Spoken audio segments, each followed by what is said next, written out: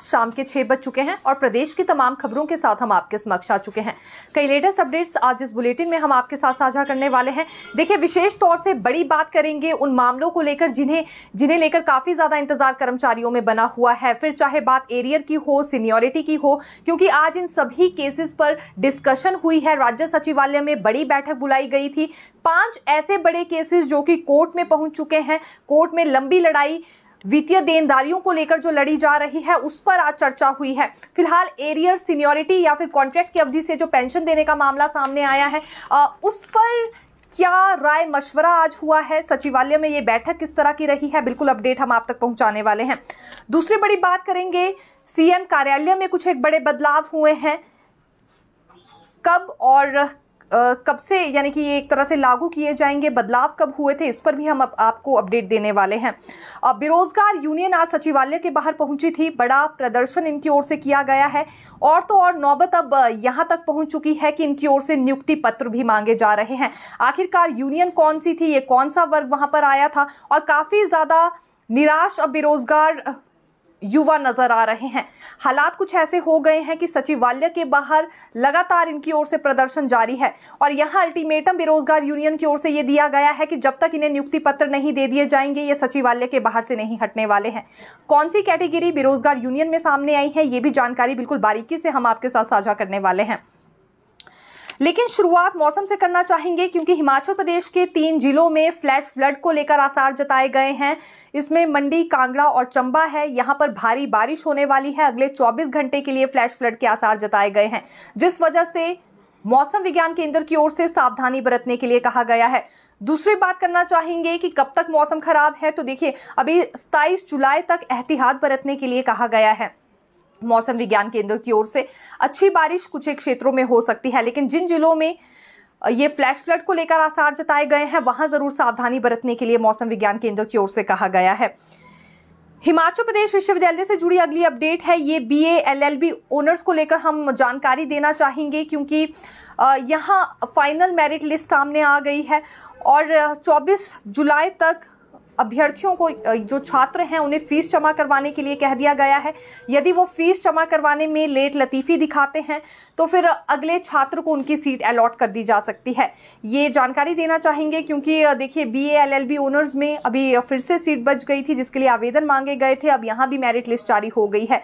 इसके लिए online website भी जारी की गई है। ऑनलाइन माध्यम से छात्र फीस सबमिट करवा सकते हैं। विधानसभा में आज 3 नए विधायकों की ओर से शपथ ली गई है। इसमें एक मुख्यमंत्री सुखविंदर सिंह सुक्खू की धर्मपत्नी कमलेश ठाकुर थी। इन्होंने देहरा से क्योंकि उपचुनाव जीता है। दूसरे आशीष शर्मा थे, ये हमीरपुर से चुनाव अब जीत चुके हैं, भाजपा प्रत्याशी रहे थे, भाजपा प्रत्याशी के तौर पर इन्होंने चुनाव जीता है। और तीसरे जो विधायक हैं वो बाबा हरदीप हैं, नालागढ़ से इन्होंने चुनाव जीता। तीनों की ओर से आज शपथ ली गई है। विधानसभा के सदन में ही ये ओथ सेरेमनी आयोजित की गई थी और उस दौरान वहां मुख्यमंत्री सुखविंदर सिंह सुक्खू समेत कई मंत्री भी मौजूद रहे हैं, जिनकी मौजूदगी में इनकी ओर से शपथ ली गई है। लेकिन देखिए, इंटरेस्टिंग बात यह है कि शपथ लेने के बाद तीनों ही नए एमएलएस की ओर से क्या कुछ कहा गया है। हालांकि बाबा हरदीप और कमलेश ठाकुर ही नवनिर्वाचित विधायक हैं। आशीष शर्मा तो इससे पहले भी विधायक थे। बतौर निर्दलीय विधायक उन्होंने पहले अपना चुनाव जीता था और फिर निर्दलीय विधायकी से इस्तीफा देने के बाद भाजपा में ज्वाइन करने के बाद उन्होंने फिर भाजपा प्रत्याशी के तौर पर यहां चुनाव जीता है। तो आखिरकार क्या कुछ कमलेश ठाकुर की ओर से क्या कहा गया, क्या आशीष शर्मा ने कहा है, बिल्कुल जानकारी आपको देंगे। इस बीच मुख्यमंत्री सुक्खू की धर्मपत्नी कमलेश ठाकुर की ओर से ये कहा गया है कि आज वो विधानसभा में नहीं आई है बल्कि देहरा के लोग आए हैं। तकरीबन 25 वर्षों बाद कांग्रेस के हाथ देहरा में जीत लगी है और इसका क्रेडिट वो लोगों को ही देना चाहेंगी, वहां की आम जनता को देंगी। विकासात्मक कार्य करने में अब वो कोई कमी देहरा में नहीं छोड़ने वाली हैं। इससे पहले जितने भी एमएलएज आए उन्होंने अपनी एमएलएशिप तो पूरी निभाई, लेकिन विकासात्मक कार्य कोई नहीं किए गए हैं। तो जो भी कमियां हैं अब उनकी ओर से पूरी की जाएगी। जी तोड़ मेहनत वो देहरा के लोगों के लिए करने वाली है। ये बड़ी बात मुख्यमंत्री सुक्खू की धर्मपत्नी कमलेश ठाकुर की ओर से कही गई।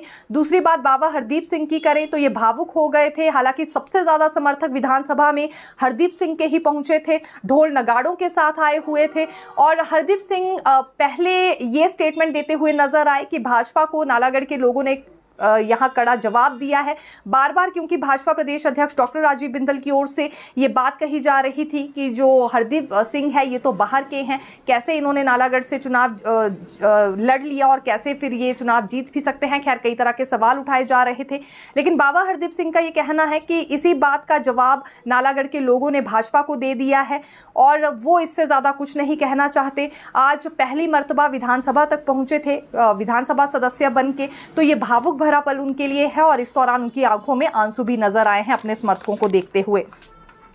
आशीष शर्मा जो कि भाजपा के विधायक हैं, क्योंकि इनका बयान सबसे ज्यादा इंटरेस्टिंग रहने वाला था।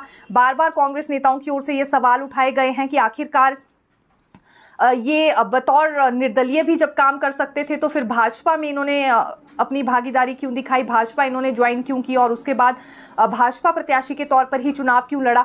तो आशीष शर्मा ने आज इस बात का जवाब भी दिया है। इनकी ओर से ये कह दिया गया है कि 18 महीने से लेकर कोई भी कार्य इनके विधानसभा में नहीं हो इनके विधानसभा क्षेत्र में नहीं हो पा रहा था, लेकिन अब इनकी ओर से पूरी कोशिश की जाएगी कि भाजपा के नेतृत्व में ये अपना काम कर सके। ये जवाब इन्होंने दिया है। दरअसल इनका मानना है कि निर्दलियों की अनदेखी हो रही थी, जिसके बाद इन्होंने ये तय किया कि क्यों ना बतौर भाजपा प्रत्याशी ही ये चुनाव जीते, और लोगों ने इनकी छवि को देखते हुए इन्हें वोट्स भी दिए हैं, तो इससे बेहतर इनके लिए और कुछ नहीं हो सकता है। ये बड़ी बात आज आशीष शर्मा की ओर से कही गई है। हमीरपुर की जनता का भी इन्होंने आभार व्यक्त किया है और हमीरपुर की जनता ने जो उन पर भरोसा जताया है उसके लिए भी आभार व्यक्त किया। साथ ही साथ सवाल खड़े ये किए हैं कि हमीरपुर तो मुख्यमंत्री का गृह जिला है, तो आखिरकार वहां इनकी हार कैसे हो गई। इसी हार से अंदाजा लगाया जा सकता है कि इस सरकार की कार्यप्रणाली कैसी है। ये भी आशीष शर्मा ने आज अपनी स्टेटमेंट में बड़ी बात कही है। लेकिन इस बीच मुख्यमंत्री सुक्खू ने बड़ा तंज कसा है भाजपा पर। उनका यह कहना था कि 27 फरवरी को जो षड्यंत्र रचा गया था और 40 से 35 कर दी गई थी कांग्रेस के विधायकों की संख्या, आज वो फिर 40 पर पहुंच गई है। ये बिल्कुल सीधा और कोरा जवाब दिया गया है जनता की ओर से भाजपा को कि खरीद फरोख्त की राजनीति यहां नहीं अपनाई जाएगी। दूसरी बात, मुख्यमंत्री सुक्खू ने यह भी कही कि इससे पहले पिछले वर्ष डिजास्टर जब आया था तो 4 महीने उसमें लग गए, जिस वजह से सभी विकासात्मक कार्य रुक गए थे, क्योंकि पूरा फोकस सरकार का उन परिवारों पर था जो प्रभावित हो गए थे। लेकिन ये जो इस साल के 4 महीने हैं ये भाजपा ने खराब किए हैं। इन्होंने षड्यंत्र रचा और उपचुनावों की स्थिति यहां पर पैदा की है, और इसका जवाब नेता प्रतिपक्ष की ओर से भी दिया गया है। नेता प्रतिपक्ष जयराम ठाकुर ने यह कहा है कि भले ही जीत का जश्न मनाया जा रहा है कांग्रेस की ओर से, लेकिन बहुत कुछ भाजपा इनका छीन चुकी है। सबसे बड़ी बात यह कि राज्यसभा सांसद ये नहीं जिता पाए, जबकि यहां इनकी सरकार थी, सत्ता पक्ष में थे, मेजॉरिटी में होने के बावजूद भी ये अपना राज्यसभा सांसद नहीं ला पाए और इसमें भाजपा कामयाब रही है। दूसरा तंज उन्होंने ये कसा है कि यहाँ मंडी पार्लियामेंट्री सीट तक ये नहीं जीत पाए, जबकि वहां से मंत्री पद पर रहते हुए विक्रमादित्य सिंह ने चुनाव लड़ा था। तीसरी बात, जो उपचुनाव हुए हैं उसमें पहले 2 सीटें भाजपा ने जीत ली और अब की बार भी 1 सीट जीती है, तो ये बड़ी हार है कांग्रेस के लिए। लेकिन उसके बावजूद भी न जाने किस बात का जीत को लेकर जश्न मना रहे हैं, ये बात आज कही गई है नेता प्रतिपक्ष जयराम ठाकुर की ओर से। एक तरह से आरोप प्रत्यारोप का सिलसिला आज जारी रहा और ये लाजमी सी बात थी, क्योंकि नए विधायकों की शपथ होनी थी, जिसमें एक भाजपा के विधायक थे, 2 कांग्रेस के थे। तो अलग अलग स्टेटमेंट सभी की ओर से सामने आई हैं, जानकारी हमने आपको दी। अब हिमाचल प्रदेश के सबसे बड़े अस्पताल आईजीएमसी से जुड़ी भी आपको जानकारी दे देते हैं, क्योंकि ये बात हमने पहले ही कही थी। चमियाना में यूरोलॉजी की ओपीडी यहां शिफ्ट हो रही है और आज से इसकी शुरुआत हो चुकी है। तकरीबन 250 के करीब मरीज पहुंचे थे चमियाना में अपना इलाज करवाने के लिए, और इन्हें जो परेशानी का सामना करना पड़ा वो ये कि टैक्सी अफोर्ड करनी पड़ी, कुछ एक को पर्सनल व्हीकल्स लेकर वहां तक पहुंचना पड़ा। सभी जानते हैं शिमला शहर से 12 किलोमीटर की दूरी पर चमियाना है, जहां पर नई ओपीडी शिफ्ट की गई है, नया अस्पताल तैयार किया गया है, लेकिन अभी तक सड़क की व्यवस्था उस तरह से हो नहीं पाई है कि लोग पैदल भी जा सके या फिर सार्वजनिक वाहनों का इस्तेमाल कर सके। तो इसी वजह से टैक्सी में या पर्सनल व्हीकल में लोगों को जाना पड़ रहा है। अभी तक यही एक बड़ी समस्या है। लेकिन पहले ही दिन यूरोलॉजी का ट्रीटमेंट करवाने के लिए तकरीबन 250 के करीब मरीज वहां पर देखिए पहुंच गए थे। पीडब्ल्यूडी मंत्री विक्रमादित्य सिंह की ओर से भी एक अच्छी जानकारी दी गई है। हिमाचल प्रदेश में 6 नए नेशनल हाईवेज का निर्माण होने जा रहा है, इसे लेकर मंजूरी केंद्र की ओर से दे दी गई है और ये आज प्रेस वार्ता उनकी ओर से बुलाई गई थी। इसमें कुछ एक बड़े नेशनल हाईवेज का उल्लेख उनकी ओर से किया गया है। इससे राहत मिल पाएगी लोगों को। हिमाचल वासियों को भी और पर्यटकों को भी। और बार बार क्योंकि सवाल उठाए जाते हैं सड़क मार्गों को लेकर, तो इन्हें दुरुस्त करने का काम भी शुरू कर दिया जाएगा। ये भी आश्वासन पीडब्ल्यूडी मंत्री विक्रमादित्य सिंह की ओर से दिया गया है। अब देखिए इसमें जो नेशनल हाईवेज हैं वो कौन कौन है। एक नेशनल हाईवे 303 बताया गया है, ये ज्वालाजी देहरा ज्वालाजी राजा का तालाब जसूर नेशनल हाईवे है। और दूसरा कलुल धनेथड़ा बरठी बड़सड़ शाहतलाई ये नेशनल हाईवे है। तीसरा सलापड़ तत्तापानी लूनी नेशनल हाईवे है। चौथा चुवाड़ी चंबा किलाड़ नेशनल हाईवे है। और फिर शिमला कुनिहार रामशहर को भी यहाँ नेशनल हाईवे में बदलने की बात कही गई है। हालांकि ये तकरीबन 3 से 4 मुख्य नेशनल हाईवेज़ के बारे में हमने अपडेट दे दी है आपको, जिनके बारे में यहाँ मांग भी लोगों की ओर से उठाई जा रही थी। तो आज ये भी प्रेस वार्ता के दौरान बड़ी जानकारी पीडब्ल्यूडी मंत्री विक्रमादित्य सिंह की ओर से दी गई है। ये देखिए बड़ा फैसला सरकार की ओर से लिया गया था कि इलेक्ट्रिक वाहन शुरू किए जाएंगे और जिसके लिए चार्जिंग स्टेशंस भी स्थापित होंगे। लेकिन क्या आप जानते हैं शिमला में ही स्मार्ट सिटी के तहत 3 चार्जिंग स्टेशंस में पेच फंस गया है। ये स्थापित नहीं हो पा रहे हैं। कारण ये है कि फॉरेस्ट क्लियरेंस ही इसमें नहीं मिल पा रही है। तो अभी फिलहाल फॉरेस्ट विभाग से ये बात की जा रही है, लेकिन फॉरेस्ट कंजर्वेशन एक्ट के तहत मंजूरी नहीं मिली है। तकरीबन 3 करोड़ लग जाएंगे तीनों चार्जिंग स्टेशन स्थापित करने में। इसके लिए सरकार की ओर से राशि को लेकर मंजूरी भी मिल गई है, लेकिन भूमि ना होने की वजह से या क्लियरेंस ना मिलने की वजह से ये काम वैसे के वैसे ही लटका हुआ है। तो देखना होगा, जैसा कि अन्य क्षेत्रों में चार्जिंग स्टेशंस तैयार कर दिए गए हैं, क्या शिमला में भी हो पाएंगे स्मार्ट सिटी के तहत। वैसे भी स्मार्ट सिटी को लेकर कई तरह के सवाल उठाए जा रहे हैं। और अब यहाँ जो 3 चार्जिंग स्टेशन स्थापित होने हैं उसमें भी पेच फंस गया है, भूमि नहीं है, इस तरह की बातें या हवाले यहाँ पर दिए जा रहे हैं HRTC की ओर से। लेकिन अभी फॉरेस्ट क्लियरेंस लेने पर चर्चा ज़रूर हो रही है। इसमें हलचल भी कुछ एक दिनों में ज़्यादा तेज़ नज़र आ सकती है। देखिए जल शक्ति विभाग के पंप हाउस में 21 शराब की पेटियां मिली हैं, जिसके बाद हड़कंप मच गया है और जल शक्ति विभाग की कार्यप्रणाली पर भी सवाल उठ रहे हैं। ये जवाली का मामला है। जवाली में ही जल शक्ति विभाग के पंप हाउस में 21 शराब की पेटियां मिली, जिसके बाद सवालों के कटघरे में ये जल शक्ति विभाग भी आ गया है। कई तरह के सवाल उठ रहे हैं कि आखिरकार पंप हाउस की रखरखाव का जिम्मा तो जल शक्ति विभाग के पास ही है, तो क्या ये सही से देखरेख नहीं कर रहे हैं और वहां तक पेटियां कैसे पहुंच गई। हालांकि अंदाजा ये भी लगाया जा रहा है कि अभी 8 जुलाई को ही शराब ठेका हरनोटा से कुछ एक चोरों ने 85 पेटियां शराब की चुरा ली थी। हो सकता है कि 21 पेटियां इन्होंने वहां छिपा कर रख दी हो, लेकिन सवाल बड़ा ये है कि ये पहुंची कैसे वहां तक और देखरेख का जिम्मा किसका है। और विभाग से भी इस बारे में कई सवाल हो सकते हैं। अभी ज्वाली पुलिस की ओर से इस पूरे मामले पर पूछताछ की जा रही है और जांच शुरू हो चुकी है। ये बड़ा मामला कहना चाहेंगे। अक्सर इस तरह की घटनाएं जब सामने आते हैं तो देखिए विभाग पर भी सवाल उठते हैं, क्योंकि जिम्मा तो संबंधित विभागों का ही रहता है कि अपने अपने रेस्ट हाउस या पंप हाउस का वो पूरा ब्यौरा अपने पास रखे, पूरी देखरेख उसकी करे, पूरा जिम्मा उनके पास होता है। लेकिन जब इस तरह की घटना आएगी तो लाजमी सी बात है सवाल उठेंगे। और अभी जांच के घेरे में कहीं ना कहीं ज्वाली में अभी जल शक्ति विभाग आ गया है। ये ढसौली के पास दरअसल पंप हाउस बनाया गया है, जहां की हम आपको ये पूरी घटना बता रहे हैं। वहीं 7 नए DSP बनाए गए हैं। ये दरअसल पदोन्नति की गई है और मुख्य सचिव प्रबोध सक्सेना की ओर से इस पर ऑर्डर्स जारी हो चुके हैं। 7 पुलिस इंस्पेक्टर्स को पदोन्नति देकर DSP बनाया गया है और 10 दिनों के भीतर इन्हें पुलिस मुख्यालय में रिपोर्ट देनी होगी अपनी ज्वाइनिंग को लेकर। मल्टीटास्क वर्कर्स काफी ज्यादा नाराज चल रहे हैं। 8000 के करीब इनकी संख्या है, लेकिन अनदेखी इनकी हो रही है। इस तरह का आरोप इन्होंने शिक्षा विभाग पर लगाया है। पहली बात इन्होंने ये कही कि वेतन भी इन्हें समय से नहीं मिलती और नाम बराबर मानदेय दिया जा रहा है, जिससे वैसे ही घर परिवार का गुजारा करना बहुत मुश्किल है। मल्टीटास्क वर्कर्स को 4500 रुपए के करीब यहाँ मानदेय दिया जाता है और वो भी जब पूरे 12 महीनों का ना मिले तो फिर लाजमी सी बात है मांग इनकी ओर से उठाई ही जाएगी। सिर्फ 10 महीनों का मानदेय इन्हें दिया जा रहा है। ऐसे में जब स्कूल की छुट्टियां होती हैं तो घर परिवार का गुजारा करना इन्हें मुश्किल हो रहा है। जल्द से जल्द इनकी इस मांग को पूरा किया जाए और जो अवधि निर्धारित की गई है इनकी सेवा को लेकर, उससे ज्यादा समय तक इनसे सेवाएं ली जा रही हैं। तो इस बात पर भी इन्होंने काफी ज्यादा नाराजगी जताई है। यानी कि निर्धारित समय से अधिक ड्यूटी लेना ये नियमों के खिलाफ भी है। विभाग को इस पर गौर करना चाहिए। अगर ऐसा नहीं होता है तो आने वाले समय में बड़ा आंदोलन भी इनकी ओर से किया जाएगा। कुछ दिन पहले इनकी ओर से रेगुलर पॉलिसी को लेकर भी मांग उठाई जा रही थी।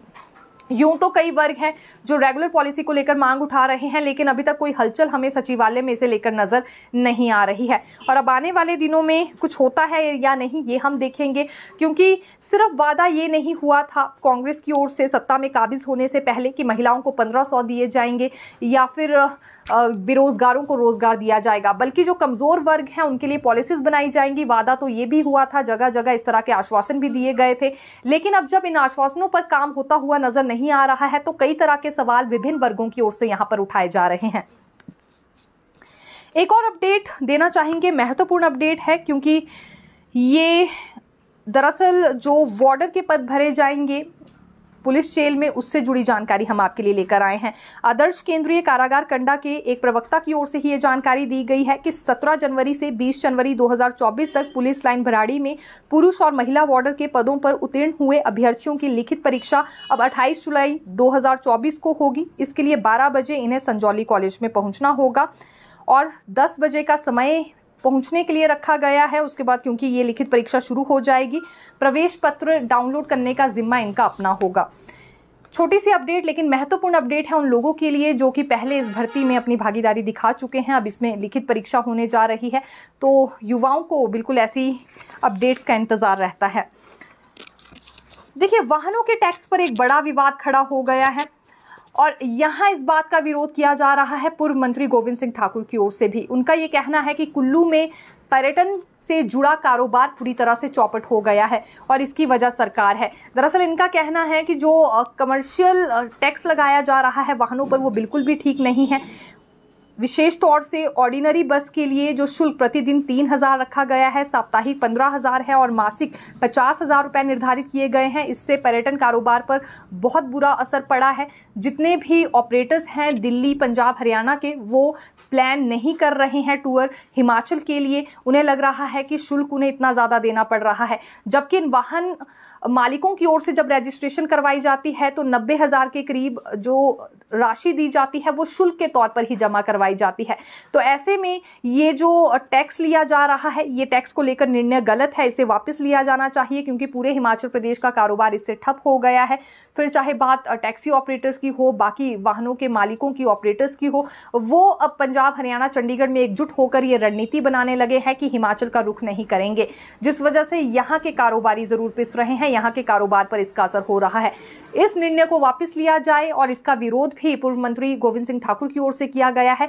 दूसरी बात इन्होंने ये कही कि होम स्टे योजना पूर्व जयराम सरकार की ओर से लाई गई थी ताकि जो कारोबारी बड़ा व्यापार नहीं कर सकते हैं वो अपना होम स्टे ही खोल लें, लेकिन एक मंत्री की ओर से ये स्टेटमेंट दी गई है कि अब इनका जो पानी बिजली है वो भी कमर्शियल रहने वाला है। इसके बाद जो होम स्टे संचालक हैं उनका भी मनोबल टूटता हुआ नजर आ रहा है। इस निर्णय पर भी दोबारा से गौर किया जाए और पुनः इस पर विचार करते हुए निर्णय को वापस लिया जाना चाहिए, ये पूर्व मंत्री गोविंद सिंह ठाकुर की ओर से कहा गया है। खैर, ऐसा होता है या नहीं ये हम देखेंगे, लेकिन यहाँ विरोध जरूर हो रहा है।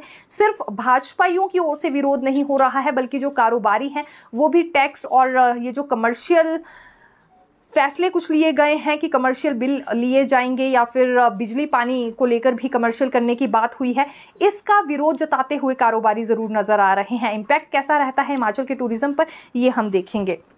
आज सचिवालय के बाहर बेरोजगारों की ओर से हल्ला किया गया है। इतना ही नहीं, नियुक्ति पत्र तक इन्होंने अपने मांग डाले हैं।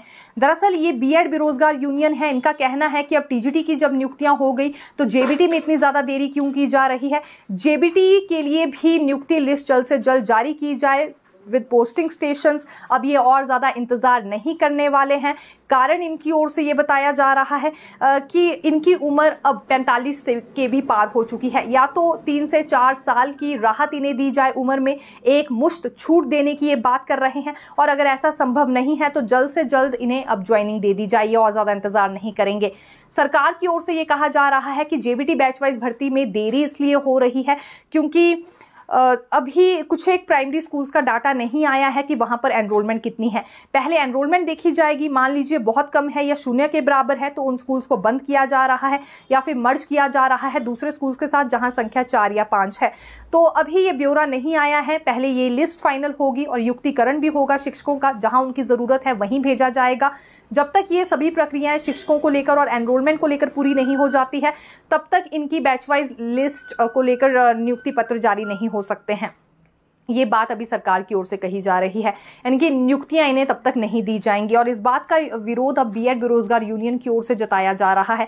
आज ये सचिवालय के बाहर पहुंच गए हैं, अल्टीमेटम इन्होंने दिया है, जब तक नियुक्ति पत्र नहीं सौंपे जाएंगे ये सचिवालय से नहीं जाएंगे। इसमें कुछ एक ऐसे हैं जो कि बीएड डिग्री धारक हैं, क्योंकि अब तो जेबीटी के पदों पर बीएड डिग्री धारक भी बिल्कुल मान्य होंगे, और कुछ एक ऐसे हैं जो जेबीटी प्लस बीएड है।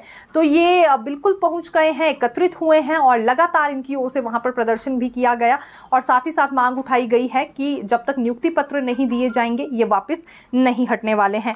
अभी जेबीटी के 1191 पद भरे जाएंगे स्कूलों में, तो इतना ज़्यादा इंतज़ार क्यों करवाया जा रहा है? 45 के पार अब इनकी उम्र होने को आई है, या तो 3 वर्ष की छूट इन्हें दे दी जाए उम्र में, ये भी अब मांग उठाने लगे हैं।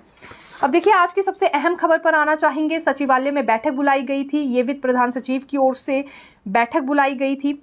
जो प्रधान सचिव वित्त हैं देवेश कुमार हैं, हालांकि बैठक ज़रूर इन्होंने बुलाई और सभी विभागों के प्रमुखों को भी इसमें आने के लिए कहा गया था, लेकिन व्यस्त होने के कारण ये खुद ही इस बैठक में नहीं जा पाए, जिस वजह से कोई बड़ा फैसला नहीं हुआ है। लेकिन डिस्कशन यहाँ ज़रूर की गई है। 5 बड़े केसेस को लेकर डिस्कशन हुई है जो कि कोर्ट में चल रहे हैं और वित्तीय देनदारियों से जुड़े हैं।